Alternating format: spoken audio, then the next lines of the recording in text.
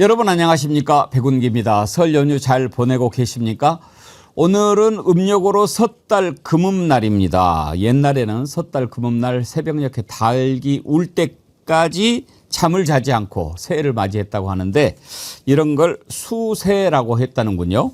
지나간 시간을 돌아보고 새해를 설계하는 통과 의례로 마지막 날은 끝이 아니라 새로운 시작이다 이런 생각에서 그랬다고 합니다. 설 연휴 기간에 백운기의 정치 1번지 지난 시간을 좀 돌아보고 새로운 시작을 준비하는 그런 차원에서 특집 인터뷰로 꾸미고 있습니다.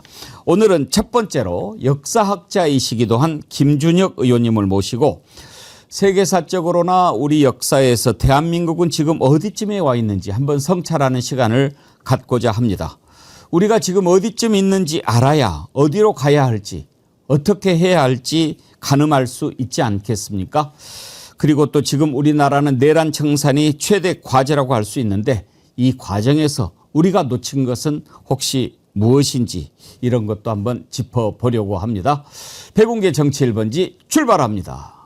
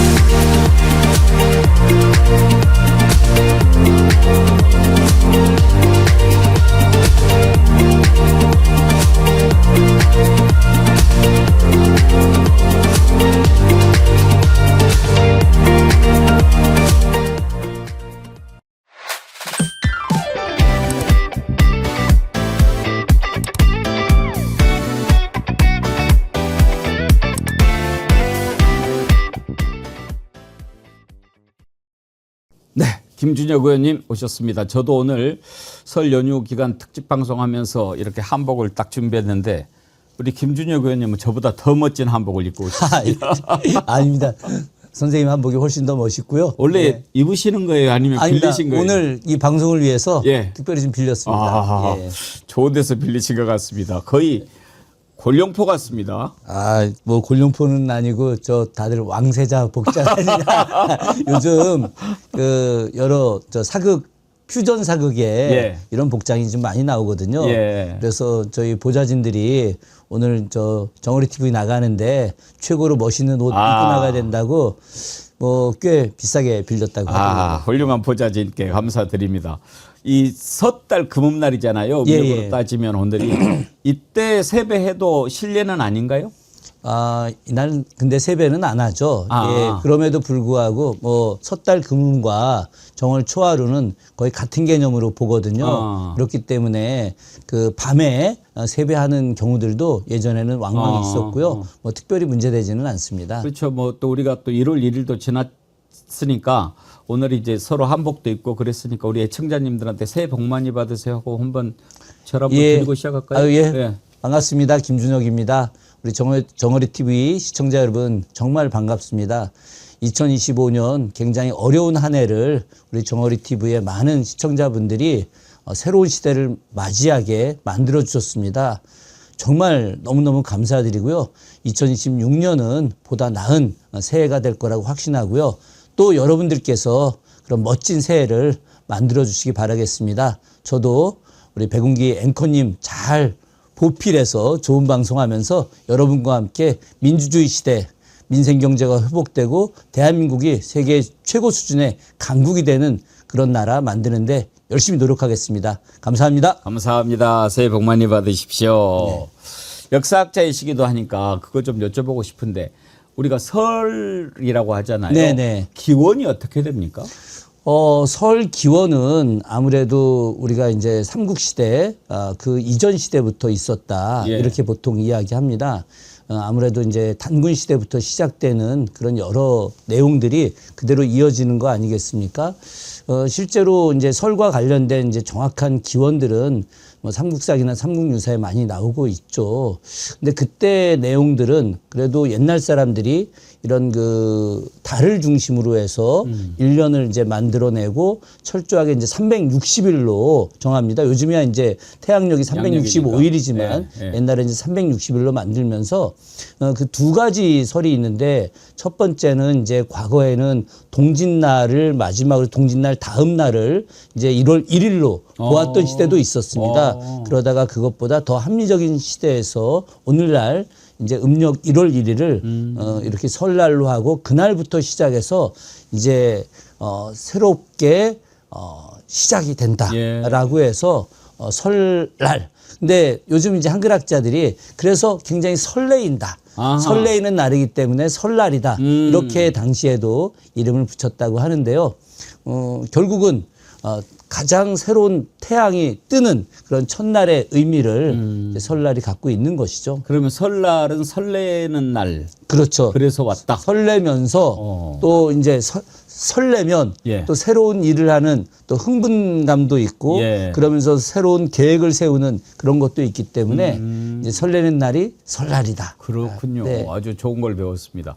그러면 우리가 설날 떡국 먹잖아요. 예, 예. 왜 떡국 먹어요? 떡국이 이제 흰떡을 이렇게 만들지 예. 않습니까? 몇 가지 의미가 있습니다. 이 첫 번째, 우리나라 사람들을 보통 부를 때 백의민족 예. 이렇게 부르지 않습니까? 우리나라 사람들은 아주 옛날부터 순백색을 좋아했습니다.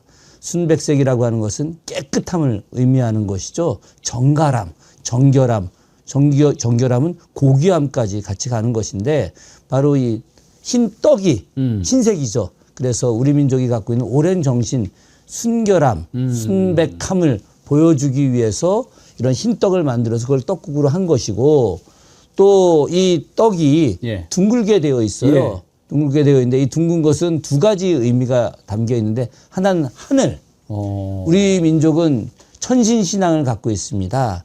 그래서 하늘은 높고 땅은 낮고 그런데 우리나라 사람들 가만히 보면 옛날 집들, 초가집들이 다 둥글게 되어 있습니다.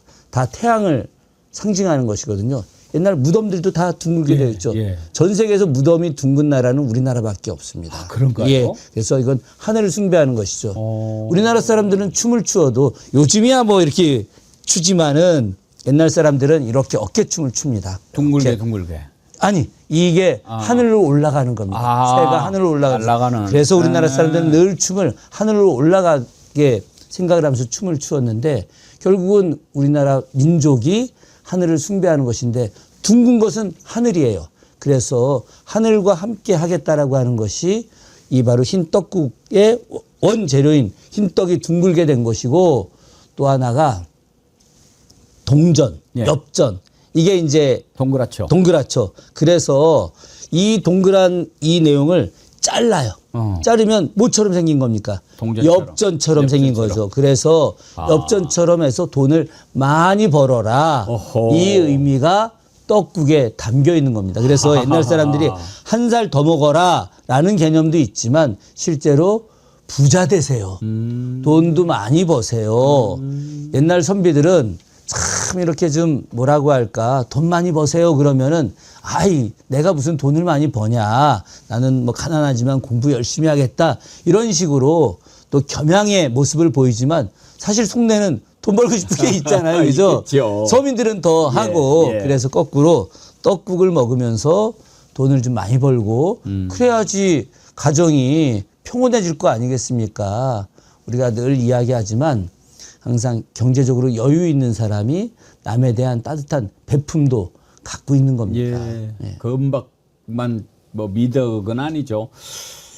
사실 지금 이재명 대통령 되고 나서 그런 기대와 어떤 희망이 생기는 게 이제 진보도 좀 부자가 되자. 그럼요. 그런 얘기가 많이 나옵니다. 예. 그래서 진보라고 맨날 가난해야 되냐. 그래서 제가 요즘 너무 안타까워하는 것이 처음에 이제 우리 정부가 들어서고 나서 이제 경제 정책을 쓰면서 증시를 이제 높이려고 하는 여러 이제 증시 정책도 예. 있었지 않습니까?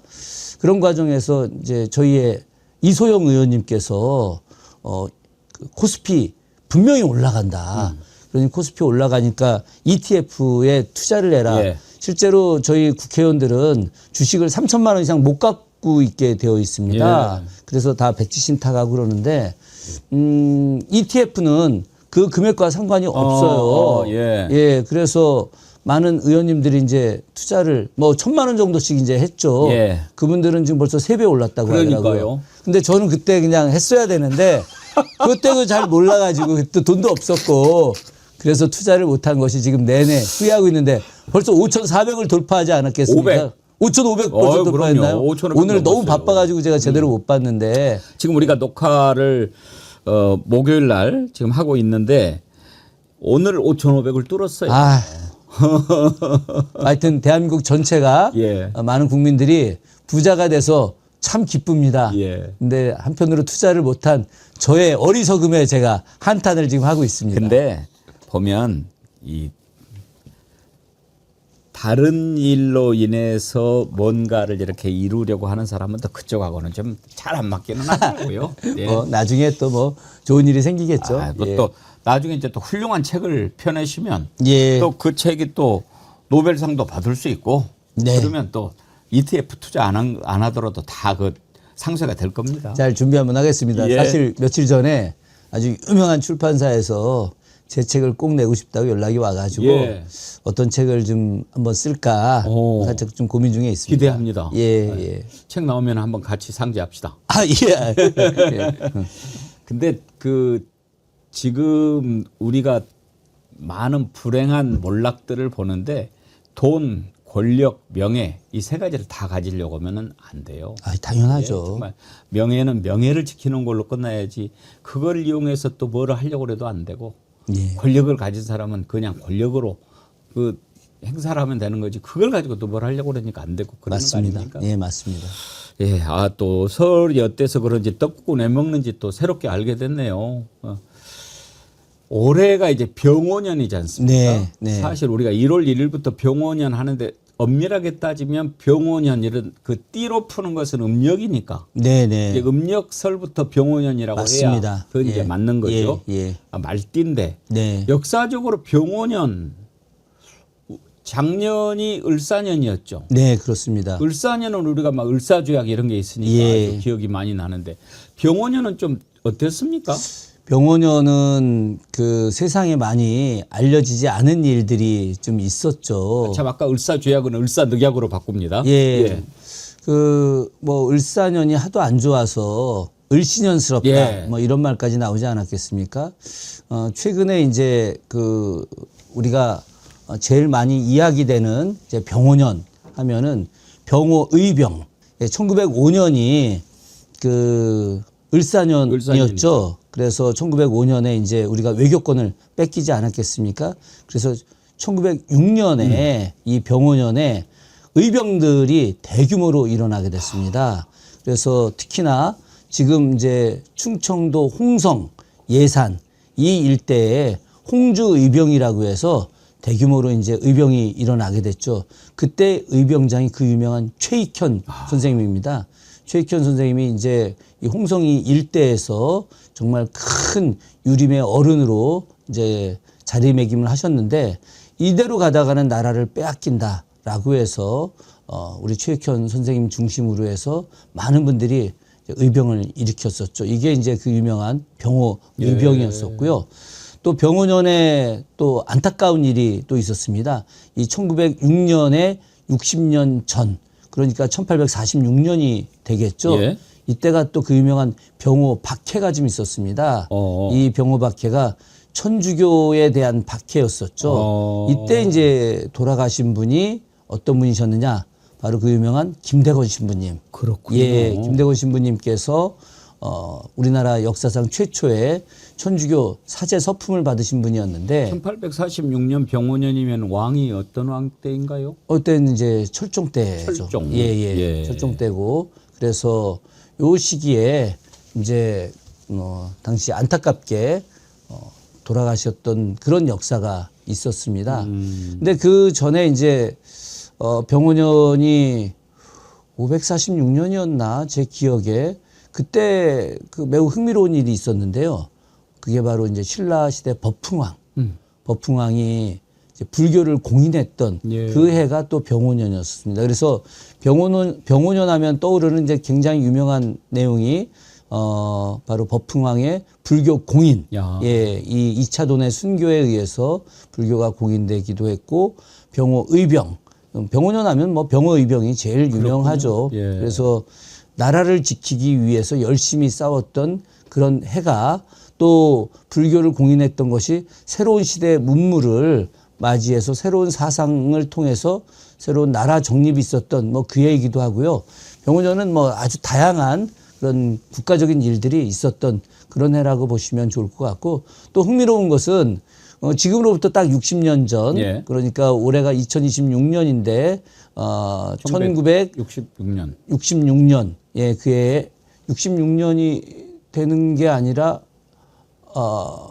1966년 맞네. 그죠? 예, 1966년에 이제 새마을 운동. 예, 이 본격적으로 시작된 66년에 예, 새마을 운동이 시작된 것이 바로 또 병오년에 매우 흥미로운 일이죠. 그러니까 저는 가만히 병오년을 보면은 나라를 지키는 일과 또 새로운 일의 시작이다.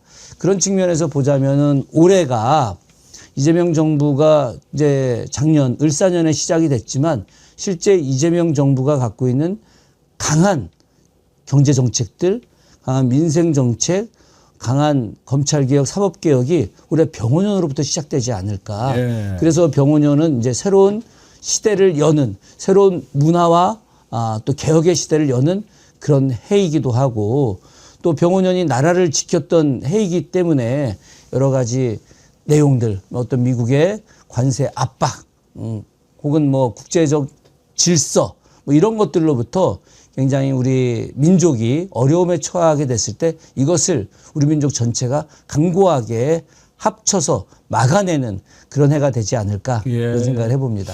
우리가 역사 공부를 하면서 병오년 관련해서는 크게 떠오르는 게 별로 없었는데 오늘 의원님 말씀을 듣고 보니까 좀 가슴이 이렇게 막 그 부풀어오르는 그런 일들이 많이 있었군요. 예, 그렇습니다. 예, 알겠습니다. 아무튼 올해 병오년은 좀 뭔가 새로운 원년의 그런 느낌이 좀 들지 않습니까? 예, 그렇습니다. 이재명 대통령도 대도약의 원년으로 선포를 했고 어떠세요? 역사학자이시기도 한데 역사적인 관점에서 항상 우리는 지금 어디쯤 있는가 이걸 생각하실 것 아닙니까? 그렇죠. 그런 점에서 지금 대한민국은 참 어떻게 보면 절대 기로에 서 있는 것 같아요. 우리가 완전히 그냥 뭐 후진국으로 손가락질하는 그런 나라로 떨어질 뻔하지 않았습니까? 그걸 우리 국민들이 이제 다시 살려냈는데 여기에서 어떻게 하느냐에 따라서 우리가 정말 선진국으로 도약하느냐 아니면 추락하느냐 이렇게 갈리게 되는 예. 그런 시점 아니겠습니까? 맞습니다. 사실 저희가 굉장히 빠른 속도로 경제적으로 발전하고 민주주의도 성장한 나라였죠. 1953년 7월 27일 그날이 바로 어떤 날이었느냐 휴전협정을 한 날입니다. 예. 그때 유엔군 사령관이 존 마이크 클라크입니다. 존 마이크 클라크가 휴전협정 서명을 하고 나오면서 했던 이야기가 아주 유명한 이야기인데요. 이런 이야기를 했습니다. 한반도는 신석기 시대로 돌아갔다. 그러니까 3년 동안의 엄청난 폭격에 의해서 이 한반도 안에 있는 주요 도시들 서울, 평양, 뭐 대전, 부산, 부산은 뭐 당시에 괜찮았지만 나머지 위에 해주, 사리원, 뭐 청진 이런 모든 도시들이 폭격으로 온전히 남아있는 건물이 없었던 거죠. 그래서 마이클 클라크가 신석기 시대로 돌아갔다 이렇게 이야기를 했었습니다. 이 신석기 시대로 돌아갔던 이 땅을 우리 민족이 정말 열심히 노력해서 수많은 사람들의 헌신에 의해서 경제적으로 발전하고 세계 경제 10대 강국 안에 들어섰습니다. 그렇게 중요한 나라를 윤석열 정부 3년 동안 완전히 망가진 거예요. 정말 전 세계 어디 가서 대한민국 국민이다라고 하면 자랑스럽게 이야기했었는데 윤 정부 3년 동안 이 국격의 추락이라고 하는 것은 이루 말할 수 없었던 것이었죠. 그것을 다행히 우리 많은 민주 시민들에 의해서 빛의 혁명을 통해서 새로운 정부, 이재명 정부가 이제 만들어진 것이고 그 과정에서 새로운 시대를 만들기 위한 노력들이 지금 진행되고 있는 거 아니겠습니까?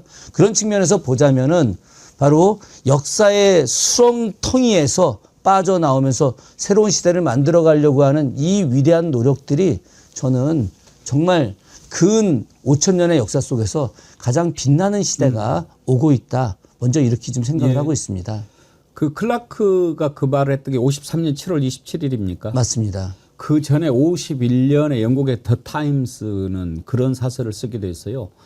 한국에서 민주주의가 피어나기를 기대하는 것은 쓰레기통에서 장미가 피어나는 것을 기대하는 것이 더 합리적일 것이다. 그렇게까지 폄하했던 나라가 우리 대한민국이었는데 정말 지금 이제 세계 강국이 되지 않았습니까? 맞습니다. 그리고 이제 우리 국민들이 지금 코스피가 5,500을 뚫었다는 것은 한번 해보자라는 것이 지금 모여지는 그런 거라고 볼 수 있는데 그러면 역사학자로서 의원님은 지금 대한민국이 위기입니까?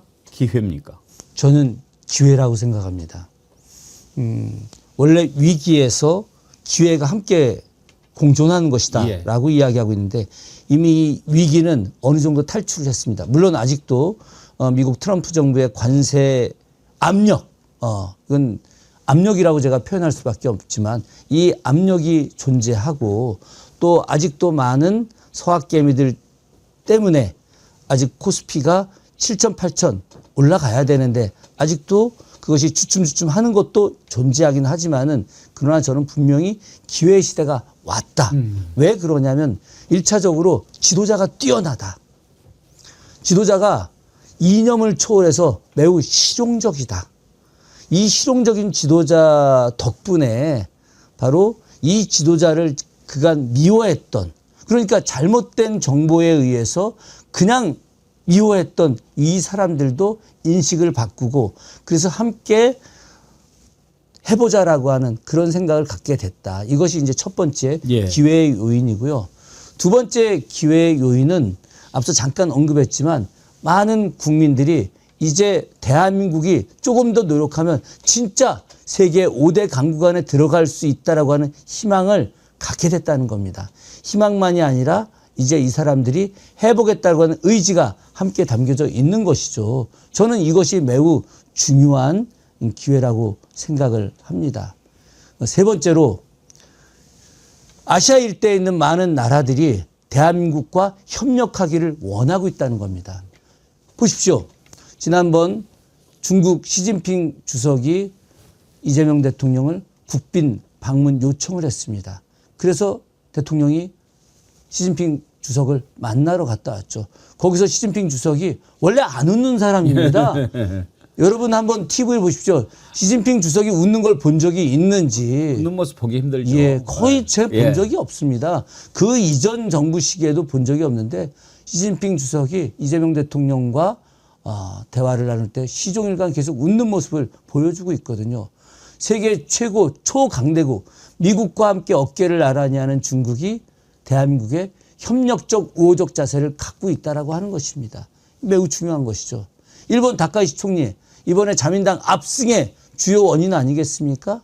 이 다카이시 총리가 이재명 대통령한테 폭 빠졌어요. 이건 단순하게 이재명 대통령한테 빠진 것이 아니라 대한민국이라고 하는 나라에 매우 우호적이고 협력적이고 대한민국과 협력하지 않으면 일본이 발전할 수 없다는 것을 그대로 보여주고 있는 것이거든요. 단순하게 드럼치는 것만이 아니라 저는 다카이치의 모든 정부, 전 사실 굉장히 두려웠었습니다. 왜냐하면 다카이치 총리가 우파적 경향이 좀 셌거든요. 셌죠. 보수 반경이죠. 예. 그럼에도 불구하고 자신이 갖고 있는 우파적 경향을 내려놓고 본인도 역시 실용적 입장에서 대한민국과 우호적 협력 관계를 맺으려고 하고 있단 말입니다. 이것은 바로 아시아의 양대 강국이 대한민국과 협력하려고 하고 여기에 대해서 베트남 가장 우호적으로 나가고 있죠.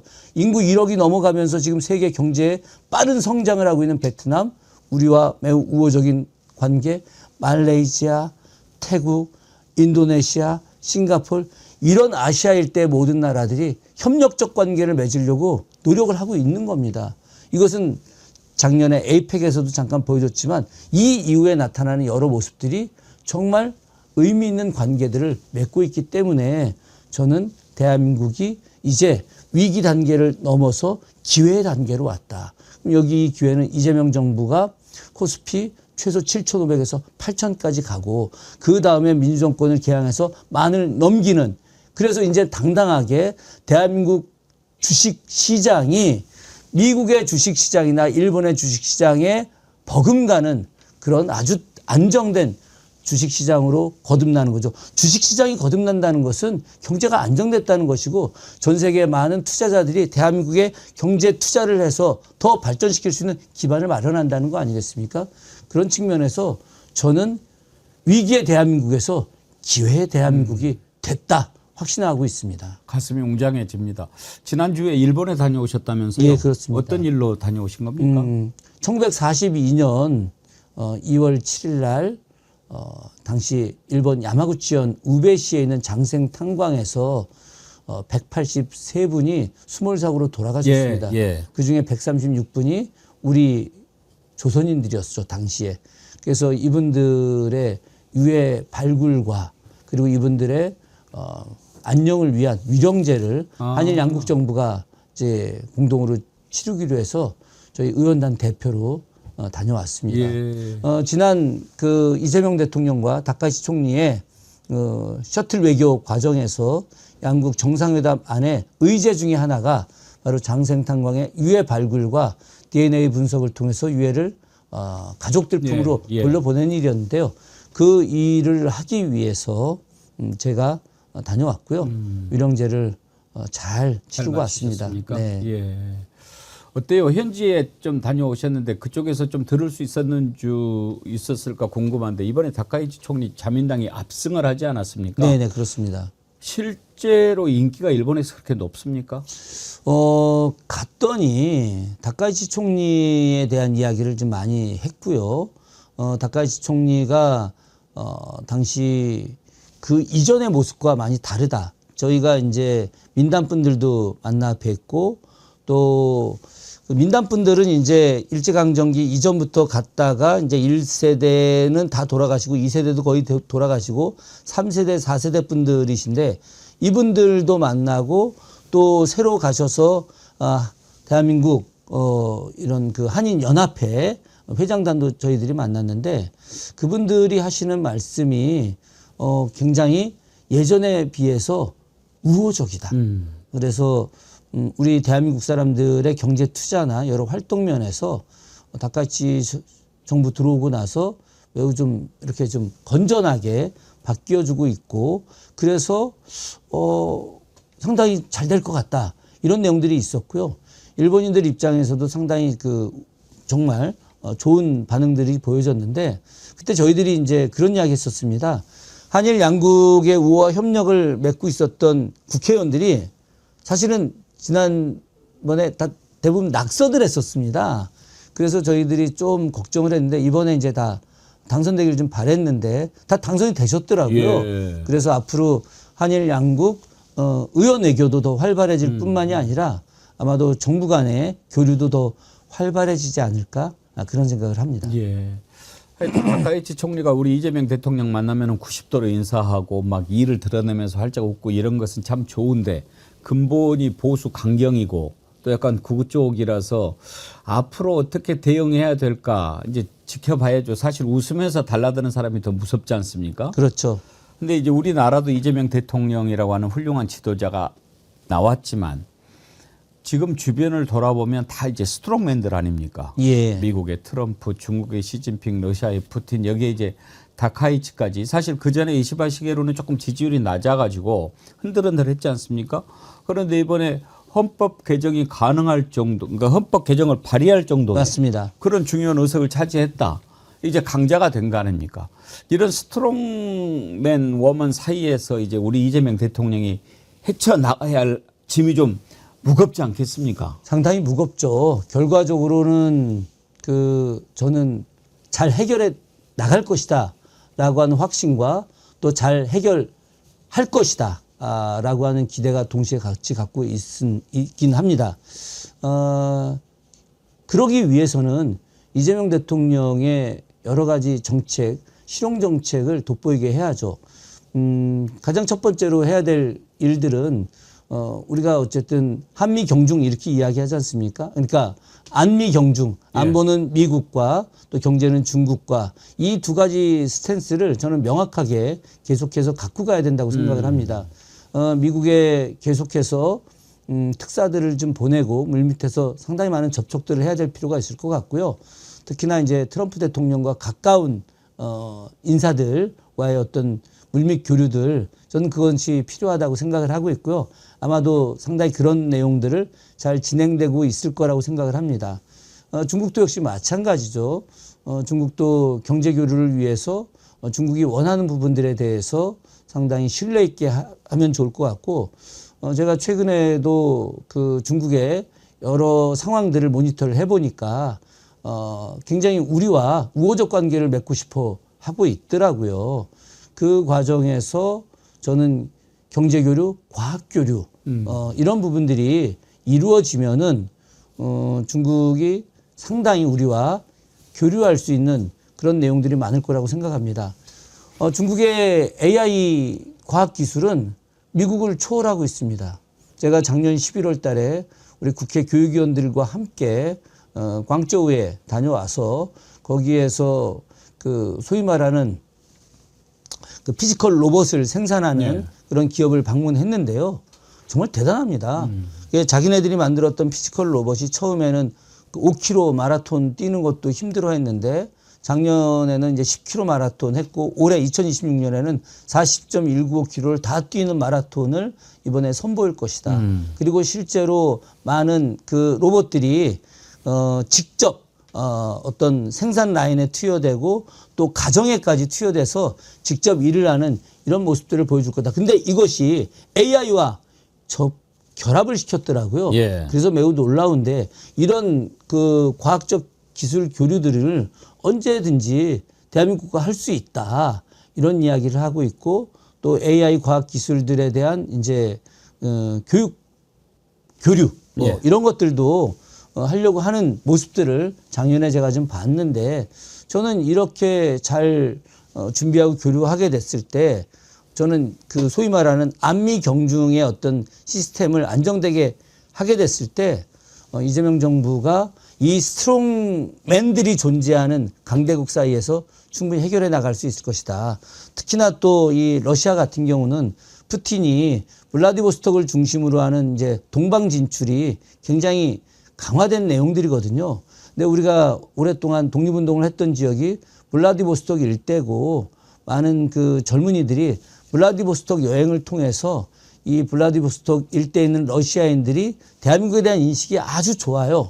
그렇기 때문에 푸틴도 역시 마찬가지로 자신의 어떤 정치적 거점인 블라디보스톡을 중심으로 하는 이 지역에서 대한민국과의 어떤 여러 문화적 교류와 경제적 교류가 이루어질 때 저는 우리와 한소의 관계도 역시 상당히 좋아질 것이다. 한러. 이제 옛날에 한소는 이제 한러의 관계도 그렇죠. 좋아질 것이다. 이렇게 생각합니다. 사실 이제 아까도 그 병원연 얘기하시면서 그 전에 을사늑약과 의병이 일어나는 그런 역사를 소개를 해 주셨는데 우리가 열강 이런 얘기하지 않습니까? 그런데 그 열강들의 위협에 잘 대처를 하지 못하면 나라가 없어지는 그런 운명도 맞습니다.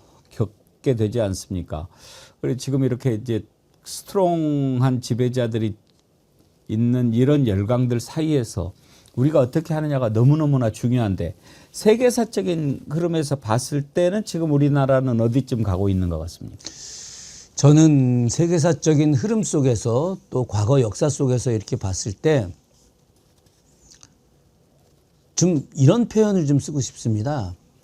마케도니아가 작은 지역에서 세계 최고의 제국을 건설하는 그 출발점. 이것이 지금 대한민국의 현재 모습과 매우 비슷하다. 예. 저는 로마라고 하는 나라가 세계사적으로 강대국 나갈 때 결국 굉장히 작은 한 소도시 국가에 불과했었습니다. 그런데 좋은 지도자들이 등장하면서 합심하고 결국 그런 것들이 점점 더 퍼져나가고 있지 않습니까? 전 우리가 역사적으로 보게 되면 중국과 늘 대등한 관계 속에서 존재해 왔었습니다. 우리가 4대 교린이라고 하는 입장을 보게 됐을 때 4대라고 하는 측면만 강조되지만 그러나 실제 4대라고 하는 것은 굉장히 실용적 4대였었습니다. 그렇죠. 네. 삼국시대도 마찬가지로 중국과 거의 대등한 관계 속에서 실용적 접근을 했었고요. 그러니까 신라가 삼국을 통일하는 과정에서 당나라의 도움을 받았지만 당나라와 다시 제국 간의 대결을 벌이지 않습니까? 나당 전쟁을 한단 말이죠. 전 세계 최고의 강대국이었던 당나라와 신라가 동등하게 싸웠고 그래서 마지막에 그 한반도 내에서 싸움에서 이기게 됩니다. 이기게 돼서 결국은 당나라가 돌아가게 되죠. 저는 이 과정에서 신라의 어떤 문화적 성장, 경제적 성장은 굉장히 커져 나가게 된 것이고 그 이후에 고려는 중국과 대등한 관계 속에서 바로 황제를 칭하고 그리고 제국을 선언하지 않았겠습니까? 그 이후에 조선이 4대 교린 명분이지만 철저하게 중국과 대등한 관계를 하고 있는 것입니다. 저는 이 단계를 이제 뛰어넘는 단계로 왔다.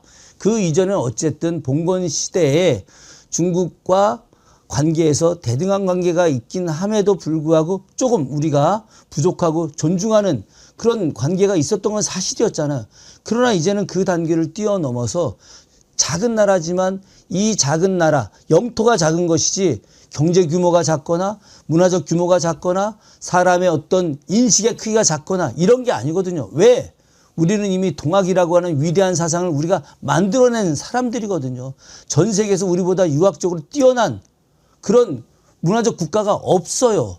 그리고 실제로 우리의 종교적 측면에서 불교 문화, 또 카톨릭 문화, 기독교 문화 이 사상들이 출발은 서구에서 출발했지만 혹은 인도에서 출발했지만 그러나 그 출발된 나라보다 더 뛰어난 사상적 문화적 강국이 이미 대한민국임을 전 세계가 다 알고 있거든요. 이걸 기반으로 해서 이제 새롭게 병원년부터 아주 빠른 속도로 도약해낼 것이고 이제 세계가 인정하는 그런 거대한 국가로 저는 자리매김할 것이다. 예. 어떤 나라든지 역사를 보면 훌륭한 지도자를 만났을 때 성장했고 또 그렇지 못한 나라는 뒤로 사라졌죠. 예. 우리가 이재명 대통령이라고 하는 지도자를 만났으니까 기대를 한번 해볼 만하지 않겠습니까? 그럼요. 네. 예, 정말 저는 기대가 크고요. 그분의 지나왔던 삶, 소년공에서 출발했던 그분의 삶, 그리고 그 소년공의 고통들을 너무 잘 알기 때문에 가난하고 힘없는 사람들을 위해서 새로운 세상을 만들어야 되겠다. 그러기 위해서는 뭐가 필요합니까? 경제적 안정이 필요하죠. 경제적 안정을 만들기 위해서는 철저하게 본인 스스로가 뛰어난 경제적 마인드를 갖고 실용적인 정책을 만들어내는 것들, 그것이 가장 중요하다고 생각합니다. 어떻습니까? 그런 의미에서 지금 우리가 해야 될 일들이 너무나 많은데 모든 일을 한꺼번에 다 할 수는 없지 않겠습니까? 예. 우선순위를 정해야죠. 그리고 또 선택과 집중도 필요할 때인데 네. 의원님께서 생각하시기에 지금 세계사적으로나 우리나라 역사를 쭉 통해 봤을 때 너무너무나 중요한 시기인데 우선순위를 좀 꼽아서 일을 해야 될 텐데 어떤 것이 가장 중요하다고 생각하십니까? 저는 경제개혁이 1차적으로 좀 필요하다고 생각합니다. 경제개혁. 예. 예. 많은 분들이 사법개혁, 또 뭐 검찰개혁 이야기하지만 이것은 이미 큰 틀에서 저는 어느 정도 정리됐다고 생각합니다. 미진한 부분은 많이 있죠. 그 이야기는 조금 이따 하겠습니다만은 저는 이제 경제개혁과 관련해서 이런 생각을 합니다. 정부가 어떤 신경제 개발을 할 수 있는 것에 대한 과감한 투자를 해야 된다. 특히나 앞으로의 시대는 AI 시대거든요. AI 시대에 맞게 기반 조성을 해 나가는 것들, 이것이 바로 경제 개혁을 하기 위한 기반 조성이 돼야 됩니다. 이것을 하지 않으면 안 되는 겁니다.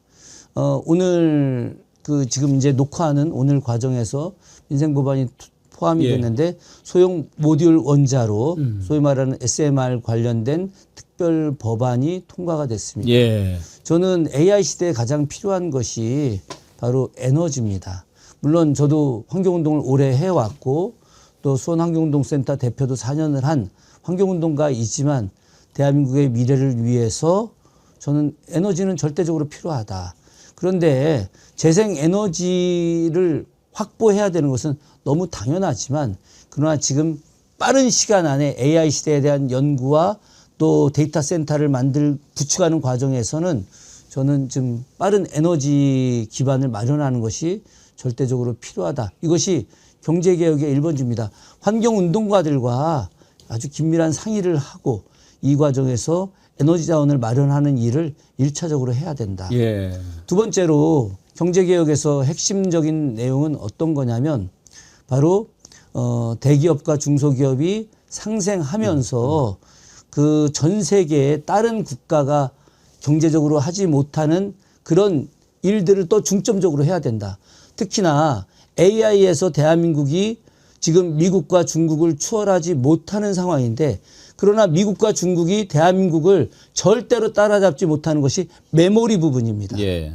메모리가 우리가 전 세계에서 가장 강한 거예요. 메모리가 없이는 AI를 제대로 진행해 나갈 수 없습니다.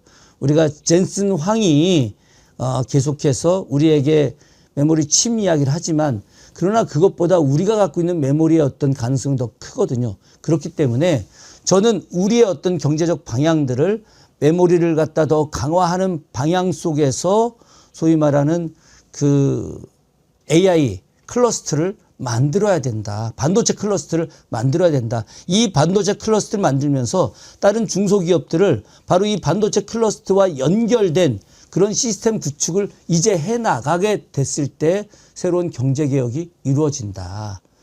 이것과 더불어서 저는 농업과 관련된 내용이 대대적으로 개혁적 측면에서 이루어져야 된다라고 저는 말씀드리고 싶습니다. 새로운 농업 기반을 만들어내는 것이 새만금을 중심으로 해서 지금 호남 일대에 굉장히 많은 농토들이 있습니다. 네. 그런데 이 농토들이 지금 사장되어 가고 있어요. 왜 사장되어 가고 있느냐?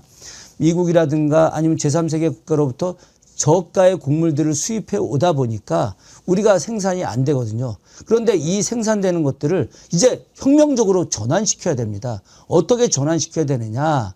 바로 이 곡물들이 갖고 있는 주요한 자원들을 이제 새로운 신약 개발의 어떤 시스템으로 변경시켜야 됩니다. 그리고 이 신약 개발과 그리고 많은 사람들이 이제 이 곡물의 곡물을 통해서 건강하게 만들어 줄 수 있는 제품들로 변형시켜야 되는 것이죠. 그러면서 이 새만금을 현재와 같은 시스템이 아니라 바로 대규모 문화적 활용이 함께 이루어져야 됩니다. 거기서 생산되는 어떤 여러 다양한 그런 곡물들, 그것을 가공하는 체제들, 그것이 관광으로 이어지는 이 과정 속에서 저는 대규모의 어떤 농업 개혁들이 함께 이루어져야 되는 것이고 이것은 자연스럽게 경제 개혁으로 연동이 되는 부분들입니다.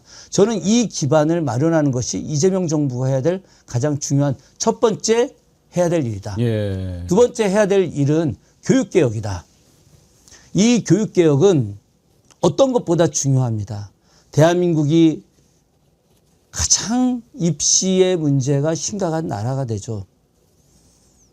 저희들이 작년에 그 7세 고시, 5세 고시, 예. 강남에서 유행하는 네. 7세 고시반, 5세 고시반 이것을 할 수 없는 법안을 마련했었습니다. 그런데 지금 이 법안과 별도로다가 이것을 무시하는 새로운 시스템이 등장했습니다. 뭡니까? 어떤 거냐? 바로 만 2세 아이들이 영어 학원을 들어갈 수 있는 테스트를 하는 이런 불법적인 일들이 현재 나오고 있어요. 만 2세. 예. 이게 얼마나 충격적입니까? 말이 됩니까? 말이 안 되죠. 그런데 이게 실제로 존재하는 겁니다. 그래서 제가 이것을 못하게 하는 지금 법안 준비를 지금 다시 또 하고 있어요. 제가 이 얘기를 왜 꺼내느냐. 대한민국이 입시 위주가 너무 커지고 이와 관련된 사교육 시스템이 너무 크거든요. 그렇기 때문에 저는 대학 입시 제도와 관련된 혁명적 전환을 준비해야 한다. 그래서 교육부가 아니라 국가교육위원회에서 이것을 준비해야 한다. 차정인 국가교육위원장이 저와 생각이 거의 같아서 이것에 대한 준비를 하겠다라고 생각을 하고 계시는데, 이러기 위해서는 어떤 여러 모델들을 또 찾아야 되겠죠. 사실 국가교육위원회의 모델이 핀란드식 교육제도의 모델입니다.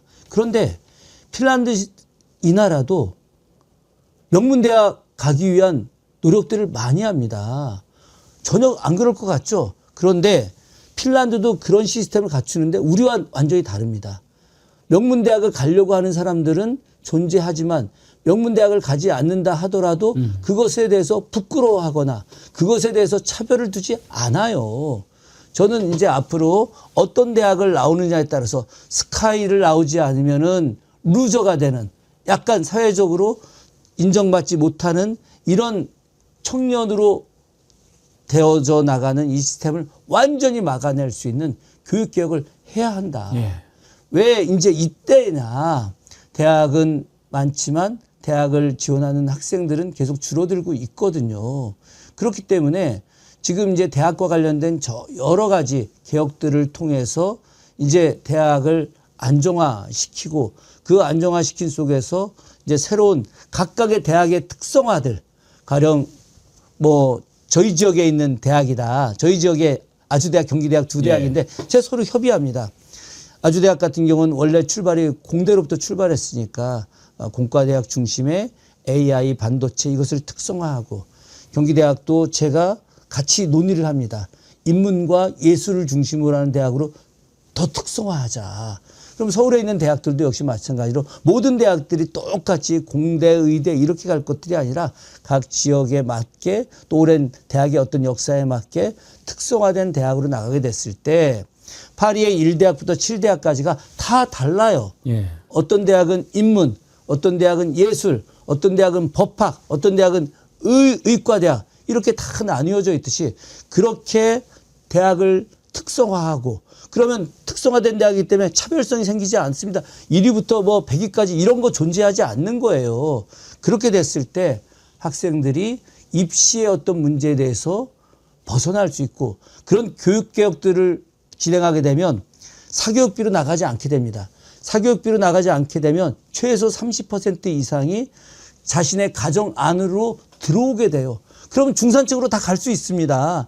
지금 너무 사교육으로 들어가서 허리띠를 졸라매고 먹을 거 못 먹고 입을 거 못 입고 이렇게 해서 자식 교육에 대한 투자하거든요. 물론 이것이 나쁘다는 것이 아니죠. 그러나 이것을 하지 않게 됐을 때 이제 경제적으로 여유가 생기게 되고, 경제적으로 여유가 생기게 되면 또 다른 곳에 투자를 하게 되죠. 주식에도 투자하게 되고 또 경제 기업에도 투자하게 되고, 그랬을 때 함께 발전하는 대한민국이 될 거 아니겠습니까? 그래서 교육개혁이 반드시 되어야 된다. 예. 그리고 나서 우리가 그간에 잘못됐던 사법개혁과 검찰개혁 문제, 이건 지금까지 계속 해오고 있는 것들이고, 이미 우리가 검찰개혁과 관련해서 미진한 부분은 많이 있지만 그러나 수사와 기소가 분리가 되는 겁니다. 이제 9월이면 수사와 기소가 분리가 되고, 그래서 공소청과 중수청이 이제 양쪽 날개를 가지고 균형감 있게 진행이 되다 보면 그 이전 시기에 그런 잘못된 정치검찰 시스템이 이제 붕괴가 되는 것이고, 사법개혁도 마찬가지로 우리가 법 왜곡죄를 비롯했던 주요한 내용들, 물론 사법부 사람들은 인정하기 어렵고 받아들이기 어렵겠지만 대다수의 국민들이 원하는 내용들이거든요. 이런 부분들이 이루어졌을 때 저는 자연스럽게 사법개혁도 이루어지게 되면 이제 깨끗한 사회로 나가게 되는 것입니다. 그리고 마지막으로 저는 공직개혁이 이루어져야 된다. 네. 대한민국의 공직자분들이 정말 열심히 일하고 계시죠. 그러나 실제로 아직도 우리가 철밥통 이렇게 부르는 공직자들이 많이 있습니다. 그래서 저는 이 공직개혁이 이제 열심히 일하는 사람들에 대한 인센티브를 더 주고, 그리고 이분들이 일하지 않고 평가가 낮고 정말 철밥통이라 불리는 사람들에 대해서 제재를 가할 수 있는, 그래서 공직자들이 정말 열심히 국민을 위해서 일을 할 수 있게 만드는 시스템이 돼야 됩니다. 저는 공직자들이 일을 하면은요, 대한민국 완전히 바뀝니다. 제가 왜 이런 확신을 하느냐? 제가 교수라고 하는 역할을 하기 전에 만 9년 수원시 기초자치단체에서 공직 생활을 했습니다. 그래서 저는 하위직 공무원에 있었습니다. 남들처럼 행정고시 패스해서 고위직에 있던 사람이 아니라 가장 낮은 자리에서, 그래서 현장 사업소에서 시민들과 더불어서 일을 했거든요. 그 속에서 제가 터득한 결론이 있습니다. 예산권과 기획을 동시에 같이 할 수 있는 공직자가 좋은 정책을 만들고, 그래서 예산을 확보하게 되면 도시를 바꿀 수 있다. 도시를 바꾼다라고 하는 것은 시민들의 삶을 바꿀 수 있다는 것이거든요. 시민들의 삶을 바꾸고 도시를 바꾸면 대한민국 전체가 바뀔 수 있습니다. 그런 일을 공직자들이 할 수 있어요. 그런데 공직자들이 소위 말해서 30%, 40%만 일하고 나머지 사람들이 여기저기 일하는 척만 하는 경우들 많이 있거든요. 거의 모든 조직이 그렇죠. 일하는 척만 하는 공직자들을 일하게 만드는 그런 공직개혁, 이것이 반드시 필요하다. 이런 정도로 하게 되면 대한민국은 완전히 달라집니다. 오늘은 완전히 우리 김준혁 의원님의 인문학 강의를 제가 경청하고 있는 그런 느낌인데요. 말씀을 쭉 들으면서 나라를 맡겨도 되겠다. 이런 생각이 들었습니다. 늘 평상시에 그냥 여러 고민들을 하다가 그냥 말문이 터졌네요. 아니, 너무 좋습니다. 예. 그리고 100% 제가 공감하면서 들었습니다. 근데 이제 맨 처음에 경제 개혁이 가장 중요하다라고 말씀하신 부분은 좀 신선했는데, 역시 먹고 사는 게 제일 중요하니까요. 그럼요. 그리고 이제 교육자 출신이시기도 한데, 정말 교육 개혁은 아마 우리 기득권의 저항이 가장 심한 부분이 그쪽이 아닌가 싶기도 해요. 너무 심하죠. 아까 7세 고시, 5세 고시 그 얘기까지 얘기하셨는데, 제가 정말 충격을 받았던 게, 아니 학원가에 있는 엘리베이터를 한번 타고 어디를 가는데 엘리베이터 안에 유치원 의대생반인가? 나 그걸 보고 그게 바로 7세 고시, 5세 고시 반입니다. 의대 들어가는 싶었어요. 거. 예. 그런데 지금은 영어, 그 명문 영어 학원을 들어가기 위해서 2살짜리 아이들한테 이 아이가 영어를 제대로 할 수 있을지 없을지를 가리키고 그걸 테스트하는 그런 학원들이 지금 무지하게 늘어난 거예요. 저는 중학교 들어가기 전, 중학교 다닐 때만 해도 내가 커서 뭐를 해봐야 되겠다 확실하게 못 정했는데, 7살 애가 앞으로 내가 뭐가 되겠다는 것을 어떻게 정합니까? 그 의사가 다 되면은 다 좋습니까? 우리 김준혁 의원님은 자타가 공연하는 정조 전문가시지 않습니까? 정조하면 정말 개혁인데, 네.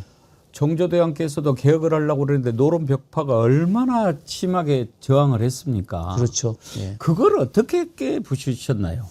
그것을 깨부수는 거는 그 지도자의 능력이 일단 우선 있었죠. 예. 일단 학문적으로 모든 노론 벽파의 그런 신하들을, 관료들을 눌렀죠. 예. 조선이라고 하는 나라가 문치주의 나라 아니겠습니까? 그렇기 때문에 문치주의에서 제일 좀 중요한 것 중에 하나가 학문적 능력이 뛰어난 것. 이것이 사실은 되게 중요했습니다. 그런 측면에서 당대에 그 어떤 학자들보다 정조의 학문적 능력이 더 뛰어났거든요. 그건 여러 기록들을 통해서 아주 명확히 증명되는 것이고, 대다수의 역사학자들이 이론의 여지가 없는 것들입니다. 지금 말씀하시는데 자꾸 이재명 대통령이 떠올라요. 예. 두 번째가 철저하게 실용정책을 추진했기 때문에 그렇습니다. 제가 하나 정조의 실용정책의 문구를 예. 말씀드리겠습니다. 관료들은 실용 있는 정책을 만들고, 학자들은 실용 있는 연구를 하고, 농민들은 실용 있는 농사를 짓고, 공장들, 요즘으로 말하면 이런 대다수의 공인들 혹은 과학자 이렇게 되겠죠. 공인들은 실용 있는 제품을 만들고, 군사들은 실용 있는 무예를 익힌다고 한다면, 상고는 실용 있는 화물을 교통하면 어찌 나라를 지키는 데 염려하며 어찌 나라를 부강하게 하지 못하겠는가. 제가 외웁니다. 예. 정조의 어록이군요. 예. 실용 있는 정책. 관료들 실용 있는 정책을 만들어내는 겁니다. 학자들 실용 있는 문집을 만들어내는 거야. 연구를 통해서 실용 있는 문집을 만들어내 보급해야 되는 것이죠. 공장들 많은 물건을 만드는 사람들 실용 있는 물건 만드는 겁니다. 농민들 실용 있게 농사 짓는 것이죠. 상고 장사하는 사람들 실용 있는 화물 물건 만들고 그걸 여러 교통하고 나누고 하는 거죠. 군인들 실용 있는 기회 무예를 익히는 겁니다. 이렇게 됐을 때 모두가 다 실용적으로 했을 때 나라가 외세로부터 나라를 지키는데 뭔 염려를 하겠느냐. 어찌 나라를 부강하게 하는데 걱정이 있겠냐라고 하는 것이죠.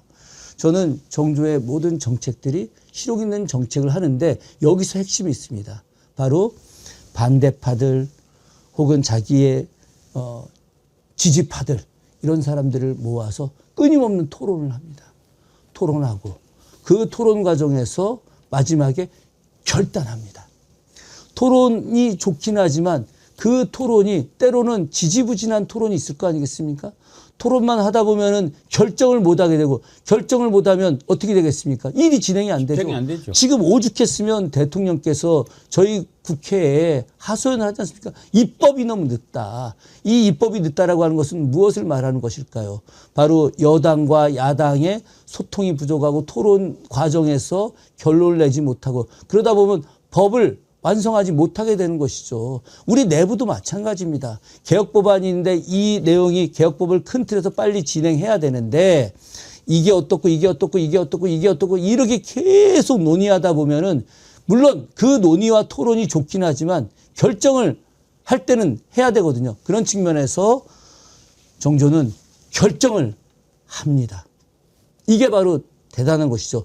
토론과 수기 과정이 중요하고 그 과정 속에서 결정을 하고 이런 부분들 이게 바로 정조의 어떤 뛰어난 내용들이었죠.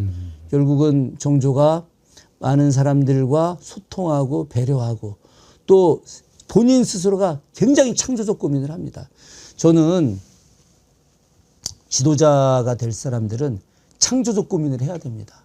그냥 늘 따라가거나 혹은 뭐 있는 것을 그대로 그냥 토의하거나 이런 것들이 아니라 새로운 의제를 만들고 새로운 시스템을 만들려고 하는 노력을 해야 됩니다.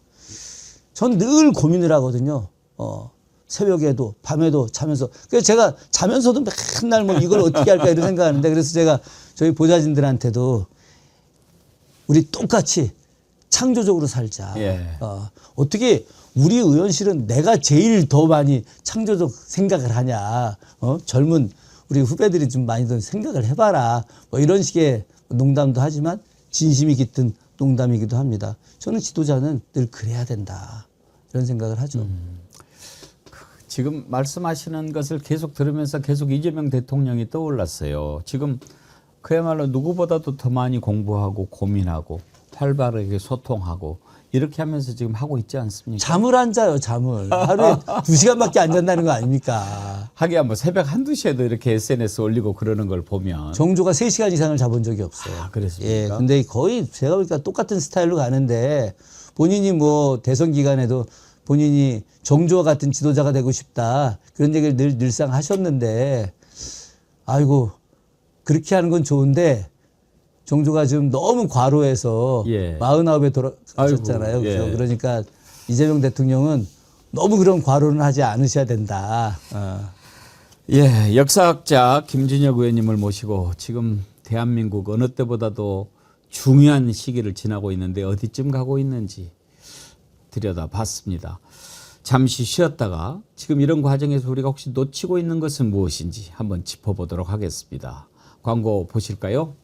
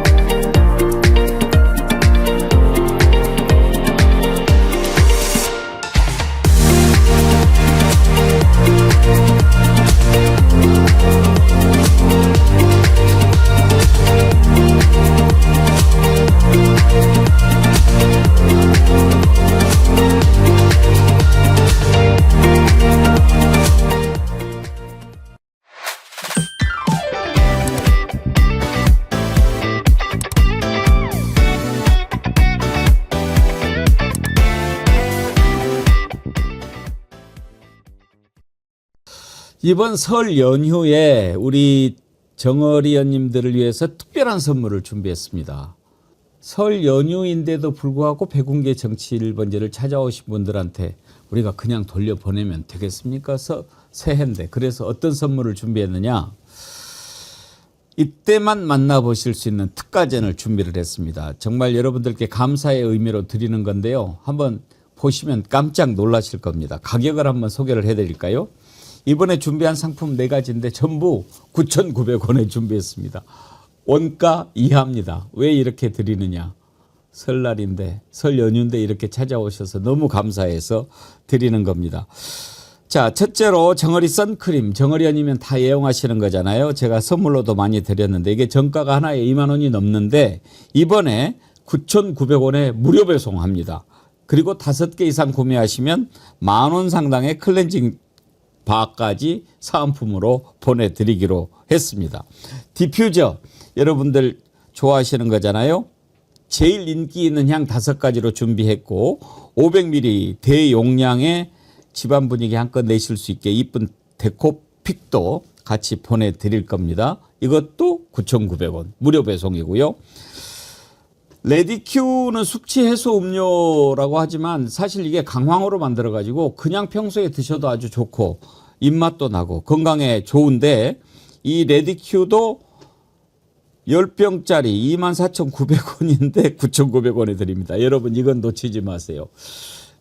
바카스 한 병도 얼마인가요? 근데 이걸 9,900원이고 놔두고 드셔보시면 정말 힘이 날 수 있습니다. 그리고 마지막으로 여러분들이 정말 사랑해 주셨던 순살 장어탕. 이건 한 팩에 5,900원인데 이번 해피 설날 특가로 1+1 2팩에 9,900원에 보내드립니다. 설 연휴에도 백운계 정치 1번지 찾아주신 여러분들을 위해서 특별한 감사의 마음을 담아서 준비했으니까요. 여러분들이 이럴 때 많이 이용하시면 이용하시는 만큼 도움이 될 거다 하는 말씀 드립니다. 정어리몰 오늘 찾아주신 여러분 감사합니다. 정어리몰 제품 참 좋은 거 많죠? 저는 네. 지난번에 제가 얼굴 방송 출연했을 때 부어갖고 완전히 오셨을 때. 막 퉁퉁퉁퉁 붓고 예. 알러지 알러지 때문에 있어가지고. 그때 우리 선생님께서 이 백년진고 예. 저한테 선물로 예. 주셨잖아요. 이거 먹고 빨리 좀 치유해라. 예. 백년진고를 그날부터 이제 먹었는데 드셨어요? 사흘 만에 네. 그 알러지가 싹 다 사라지더라고요. 그리고 지금 아이고 다행입니다. 피부도 너무 좋아지고 예. 몸이 너무 좋아졌어요. 그래서 저는 우리 정어리 TV 시청자 여러분들께 예. 다른 것보다 예. 이 백년진고 강력하게 권합니다. 저도 저, 정말 예, 강력히 이게 권하는 제품인데. 제가 이런 말씀드리면 뭐하지만 정말 아침이 달라집니다. 저는 그냥 그 얘기만 한 겁니다. 아침이 달라집니다, 이러고. 우리 대한민국 대표 국회의원님께서 너무 확실하게 아까 드셔보시니까 좋으니까. 그럼요. 예. 예. 술 맛도 달라지죠? 글쎄, 이 술 맛이 달라지면 더 안 좋은 건데, 굉장히 맛있는 약수 같은 느낌. 예. 그거 드시고 술 잘 드시고 혹시라도 좀 과했다 하면 레디큐 드시면 좋습니다. 예, 고맙습니다. 예. 앞부분에 참 제가 시간 가는 줄 모르고 우리 의원님 말씀하신 것을 쭉 들으면서 정말 중요한 때구나 그런 생각을 많이 했습니다. 개혁이라는 거는 참 뭘 새로 만드는 것보다 바꾸는 것이 더 어렵다고 그러지 않습니까? 그런데 이제 개혁을 이렇게 해야 되는데 아까 말씀하신 것처럼 가장 중요한 게 경제개혁이고 그다음에 교육개혁, 농업개혁도 중요하다고 이야기하셨고 농업까지는 또 생각을 못했습니다만 경제에서 그리고 사법검찰개혁, 공직개혁까지 얘기를 해 주셨습니다. 이거는 이제 우리가 앞으로 과제를 삼고 가야 되는데 당장에 이제 중요한 걸 꼽으라고 그러면은 내란의 완전한 청산 아니겠습니까? 그렇죠. 우리가 역사적으로 보면 청산의 과정이 좀 있지요. 예. 일제시대 겪고 나서는 친일, 반민족 행위자들 청산했고, 그리고 군사 독재도 청산했고, 이제 내란 청산해야 되는데, 그 청산의 역사를 통해서 봤을 때 어떤 점들이 항상 좀 문제가 됐습니까? 돌아가신 이화 선생님이 쓰신 책 중에 예. 청산하지 못한 역사라는 책이 있습니다. 청산하지 못한 역사. 청산을 했어야 되는데 청산하지 못한 것이죠. 예. 제가 이번에 효창공원 백범 김구 선생님 묘소를 이제 국립현충원과 같은 지위로 만드는 내용, 여기에 더해서 북한산 수유리 우이동 일대에 있는 이준 열사, 해공 신익희 선생, 이시영 선생님, 예. 또 심산 김창숙 선생님, 이런 위대한 독립운동가들, 애국 열사들의 묘역을 국립현충원과 똑같은 지위로 만들어야 된다라고 하는 법안을 제가 제출했습니다. 제가 왜 이런 걸 했느냐. 이분들을 현양하고 이분들의 독립운동 정신을 제대로 알리고 이것을 역사에 남는 것이 사실은 우리가 해야 될 가장 중요한 일인데 왜 지금까지 안 됐느냐. 바로 친일파들이 아직까지도 기득권을 잡고 있고 예. 그들이 자신들의 치부를 드러내지 않고 자신들이 이 나라의 주체 세력이다라고 하는 것을 호도하기 위해서 독립운동가들을 계속해서 폄훼하고 압박하고 그리고 그들을 현양하지 않았던 것입니다. 이게 청산하지 않은 것이죠.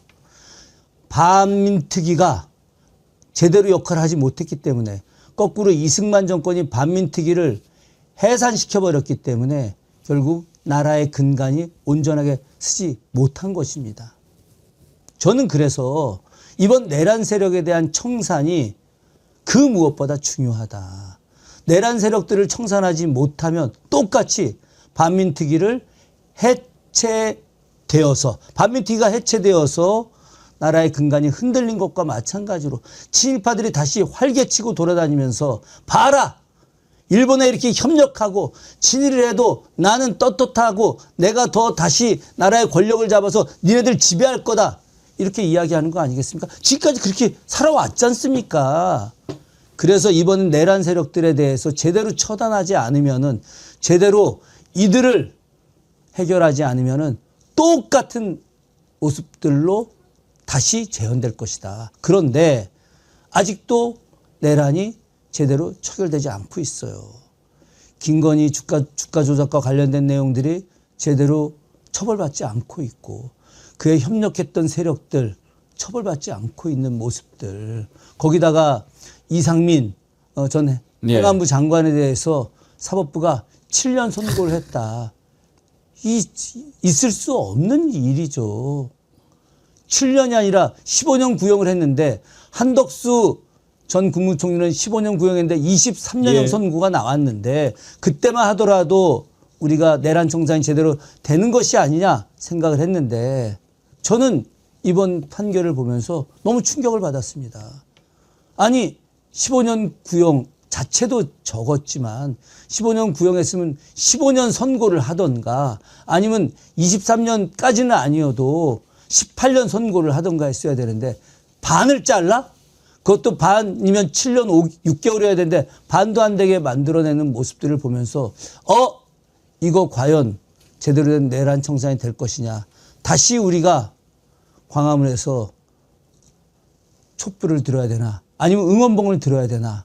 다시 제가 작년에 했듯이 광화문 앞에서 텐트를 치고 또 단식 농성에 들어가야 되느냐. 이런 생각을 하고 있습니다. 이번에 그 이상민 판결을 한 그 재판장하고 이진건 부장판사의 가장 큰 차이는 뭔가 제가 생각을 해봤는데요. 우리가 오늘 지금 역사를 성찰하지 않았습니까? 저는 역사인식의 차이에서 온다고 봅니다. 그러니까 지금 유경선인가요? 이 판사는 역사에 대한 인식이 없는 거예요. 저는 지난번에 이중관 부장판사가 한덕수 선고하면서 그 얘기한 것이 딱 와닿더라고요.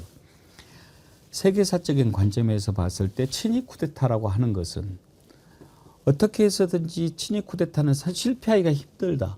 근데 만약에 친위 쿠데타가 성공하면 그것은 독재로 가게 되고 그리고 자기 권력을 지키기 위해서 더 많은 독재를 하게 되고 그러면서 민주주의는 무너지고 이걸 또 반대하다가 내전이 일어나게 되고 이런 것을 우리는 역사를 통해서 배웠다.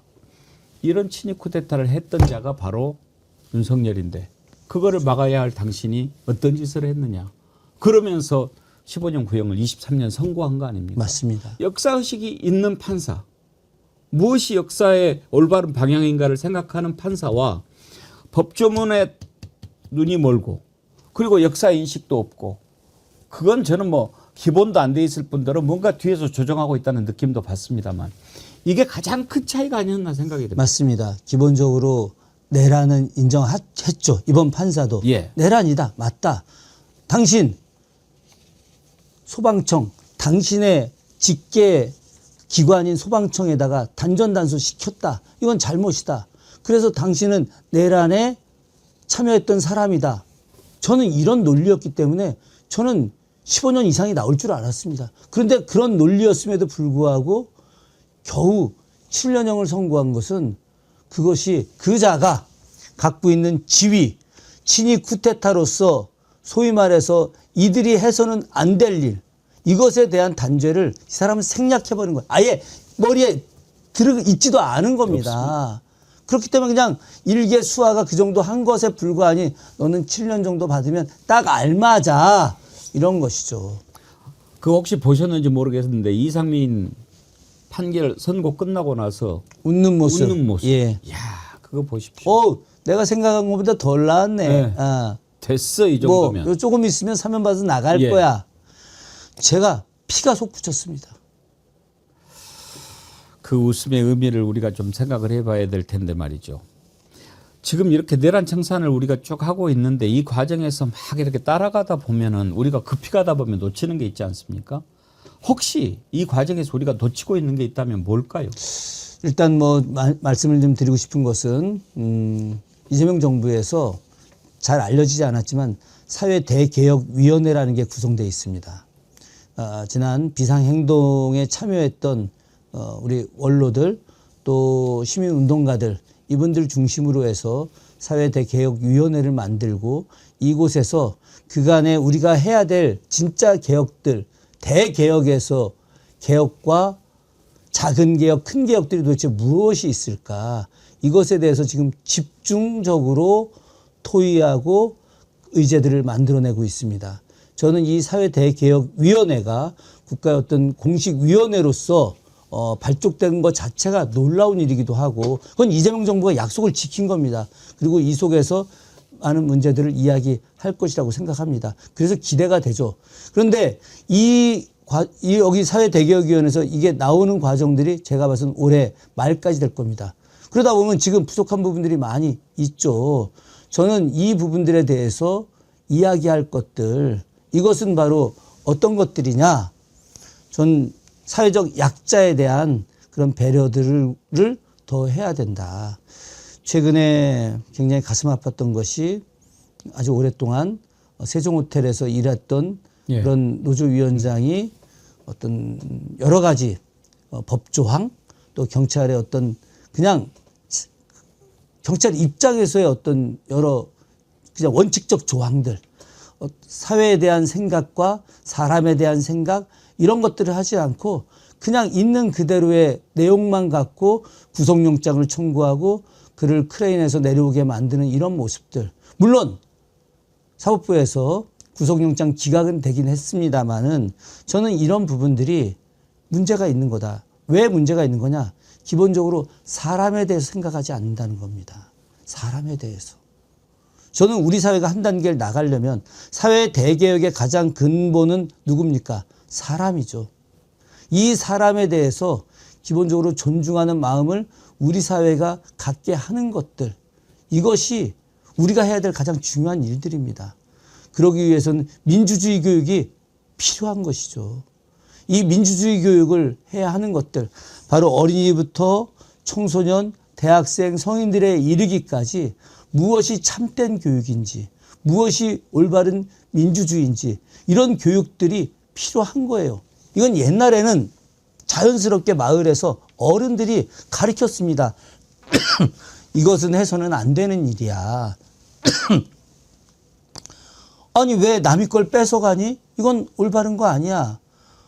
아니 너희들 왜 저 잘못한 사람에 대해서 손가락질하니? 이건 잘못된 일이야. 혹은 아이들끼리 싸우더라도 부모님들이 야 네가 양보하고 네가 조금 그냥 한두 대 더 맞아주고 욕하지 말고 네가 먼저 사과하고 이렇게 가르쳤잖아요. 그런데 어느 순간인가 약육강식 시대로 바뀌면서 그런 게 사라져 버렸어요. 그러니까 이제 다시 우리가 온전한 사회로 가기 위해서 진짜 대개혁을 하기 위해서는 사람을 존중하는 교육이 필요하다. 왜 그러냐? 예전엔 자연스러운 상황 속에서 이루어진 것들이 지금 그게 없어져 버렸으니까 다시 그럼 교육을 통해서 만들게 해야 되는 것이죠. 그래서 이재명 정부가 해야 될 중요한 우리가 지금 놓치고 있는 것들, 이것들은 바로 이것으로부터 시작해야 된다. 그렇게 생각합니다. 예. 정말 오늘 귀한 말씀을 너무 많이 들어가지고 정말 주옥 같은 말씀을 많이 들어가지고 담는데 소화하는데 아주 시간이 많이 걸릴 것 같습니다. 긴 시간 아주 잘 말씀해 주는데 끝으로 한 가지만 좀 더 고민해보고 마치도록 하겠습니다. 지금 우리나라 걱정되는 것 가운데 하나가 우리나라뿐만 아니라 뭐 미국도 지금 그런데 일본도 그렇고 언젠가부터 극우화 성향이 아주 강해지고 있습니다. 특히 젊은 친구들도 그렇게 지금 많이 가고 있는데 왜 이렇게 됐다고 진단하십니까? 간단한 이유가 있습니다. 그 극우의 성향의 밑바탕에는 약육강식이 있는 겁니다. 남들을 누르고 내가 더 힘세지고 싶다라고 하는 것이죠. 그래서 내가 더 힘이 커져서 내가 더 강한 힘을 가지고 누르고 싶고 내가 더 많은 돈을 벌고 싶고 그래서 가령 비행기를 타도 퍼스트 클래스 타고 싶어 하고 내가 더 멋지게 살고 싶어 하고 이런 욕망이 극우에 있는 겁니다. 그러니까 이 극우 세력들이 이런 인간의 잘못된 욕망을 부추겨서 그것을 세뇌시키고 그래서 자신들의 수족으로 만드는 거예요. 거대한 권력들, 그 거대한 권력들이 이 우익 세력을 많이 만들면서 자신들의 아바타로 자신들의 총알바지로 만드는 겁니다. 그렇기 때문에 이 극우의 내용이 심각하죠. 실제로 2030 세대들이 극우화되는 과정들을 보게 되면 자신들이 소외되고 있다. 자신들이 경쟁에서 밀리고 있다. 이런 생각들을 하는 겁니다. 특히나 뭐 좀 죄송하지만 중고등학교 남학생들이 남녀공학에서 여학생들한테 성적이 밀리고 그래서 여학생들은 좋은 대학 가고 남학생들은 좋은 대학을 가지 못한다라고 하는 것 때문에 그래서 이런 남녀공학 정책들을 민주정권이 세웠기 때문에 이 민주정권이 세운 이 세력들에 대해서는 우리는 인정하기 싫다라고 하는 진짜 이상한 논리로부터 출발된 것인데 이것이 발전돼 나가는 과정에서 바로 극우 세력들이 거꾸로 자신들의 수족이 될 세력들을 욕망을 부추기면서 만들어내는 것입니다. 그래서 저는 이런 잘못된 극우 세력화를 막기 위해서 역으로 아까 말씀드렸던 민주주의 교육이 학교 현장뿐만이 아니라 사회 곳곳에서 절대적으로 필요하다. 그러기 위해서는 따뜻함을 가르쳐야 됩니다. 따뜻함을. 정말 극우화 문제는 심각한 문제인데 그래도 보수 정당이 반드시 가야 되는데 완전히 극우적으로 빠져버려가지고 나라가 더 걱정이 되는 그런 상황입니다. 그런데 옳고 그름을 아직 제대로 분별하지 못하는 젊은 세대들도 극우 유튜브에 빠져가지고 올바른 판단을 못하고 있는 이런 상황인데 우리 김준혁 의원님 항상 강조하시는 게 정치의 손으로 미래를 설계하자 그 말씀하시잖아요.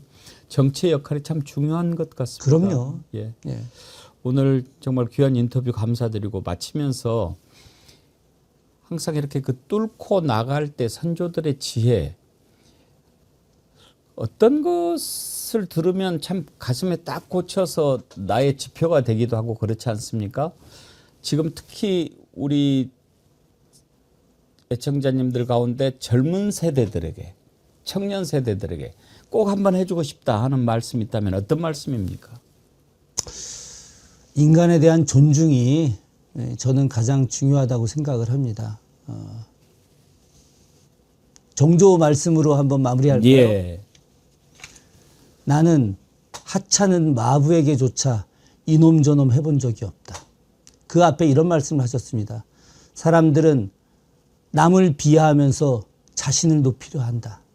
그러나 나는 평생 미천한 마부에게조차 이놈 저놈 해본 적이 없다. 이분이 왕이거든요. 이분이 미천한 마부한테 야 이놈아 이렇게 이야기할 수 있겠죠. 대부분의 사람들은 자신이 가진 게 없으면 그 무엇인가를 가지고 저 사람을 비방하려고 합니다. 쟤 대학 어디 나왔어? 쟤 고향 어디야? 쟤 부모가 뭐야? 쟤 가진 거 좀 있어? 쟤 차 뭐야? 그러면서 자기가 마치 대단한 것처럼 이야기하죠. 그러나 인간을 존중하는 정신을 갖고 있으면 자신이 자신을 높이려 하지 않아도 사람들이 그 사람을 높여줍니다. 그러면 자연스럽게 그 사람은 좋은 지도자가 될 수 있습니다. 저는 우리 청소년들이 이 나라의 좋은 지도자, 좋은 일꾼이 되길 바랍니다. 그러기 위해서 스스로 높이려 하지 말고 남을 낮추면서 높이려 하지 말고 자신이 남을 높여주면서 함께 높아지기를 진심으로 기원합니다. 야, 예. 고맙습니다. 설 특별 인터뷰로 우리가 지금 역사적으로 어디쯤 가고 있는가, 또 놓치고 있는 것은 무엇인가, 이걸 주제로 우리 김준혁 의원님 말씀을 쭉 들었는데 아주 이 시간 동안 제가 정화되는 느낌. 아유, 고맙습니다. 예. 그리고 이런 건 정말 함께 나누고 싶다. 그런 느낌으로 함께 들었습니다. 오늘 말씀 진심으로 감사드립니다. 예, 고맙습니다. 새해 더욱 건강하시고. 예, 자주 불러주십시오. 제 손으로 미래 설계하실 때 정말 열심히 할 수 있도록 제가 또 송원하도록 하겠습니다. 예, 고맙습니다. 감사합니다. 예. 새해 복 많이 받으십시오. 네, 새해 복 많이 받으십시오. 감사합니다. 역사학자 김준혁 국회의원님 모시고 우리 대한민국이 어디쯤 가고 있는지, 지금 무엇을 해야 되는지 생각해보는 귀한 시간이었습니다. 정어리몰 광고 보시고 돌아오겠습니다.